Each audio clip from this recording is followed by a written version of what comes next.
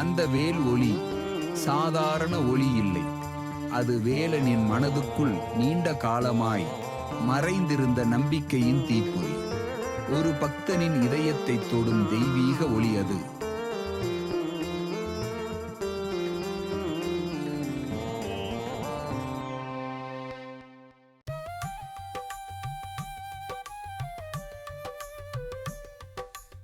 நெஞ்சம் கசிந்து நெகிழ்ந்த வேலன் அந்த ஒளியை நோக்கி எழுந்தான்.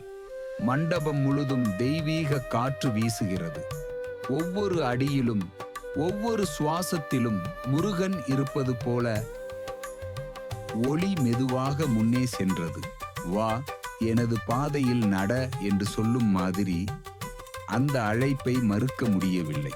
வேலன் நடக்கத் தொடங்கினான்.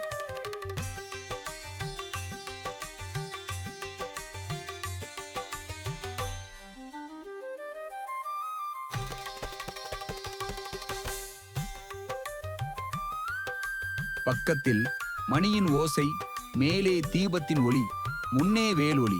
இதுவே அவரது வழி. தெய்வம் முன் செல்கிறது, பக்தன் பின்னால். அந்த ஒளி கோயில் வாசலை தாண்டி வெளி உலகத்தை தொட்டது. சூரியனும் அந்த ஒளி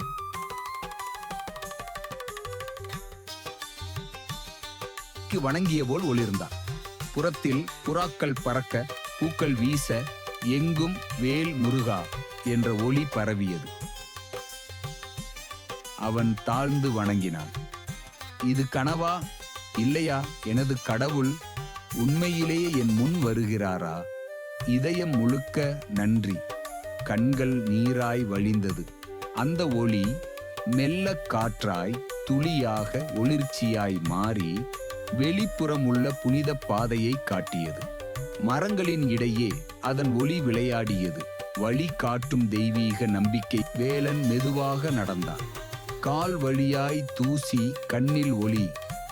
ஒரு தெய்வீக வழி, ஒரு மன அமைதி.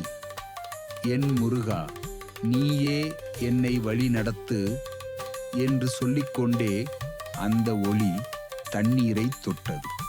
தண்ணீரில் பிரதிபலித்தது ஒரே ஒரு முகம். அது யாருடையது தெரியுமா? வேலனின் இதயத்தில் வாழும் முருகனே. அந்த தெய்வீக தரிசனம் ஒரு கணம்தான், ஆனால் அந்த கணம் வேலனின் வாழ்க்கையே மாறச் செய்தது. ஒரு ஒளி அவனின் உள்ளங்கையை தொட்டது போல ஒரு புதிய அமைதி. முருகன் இருக்கான், நானும் மீண்டும் எழுந்திடுவேன் என்ற நம்பிக்கை பிறந்தது. சில நாட்களில் அவன் நண்பன் ஒருவன் பழைய கடனை நினைத்து வருகிறான். அவன் சொன்னான், வேலா, நீ முயற்சி செய், நான் உன்னோட இருக்கேன்.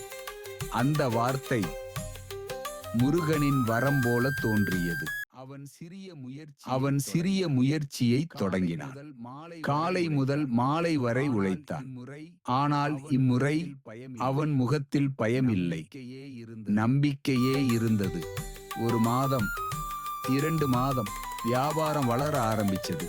முருகன் என்னோட இருக்கான் என்ற உணர்ச்சி ஒவ்வொரு நாளும் அதிகமானது.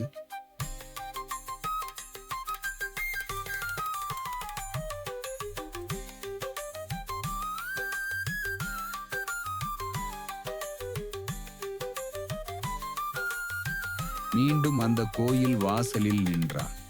மண்டியிட்டு சொன்னான், என்னை விடாமல் காத்த முருகா, உன்னாலதான் இந்நாள் வந்தது.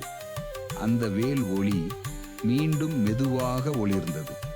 அந்த ஒளியோடு கதை முடிந்தது. ஆனால் பக்தி தொடங்கியது.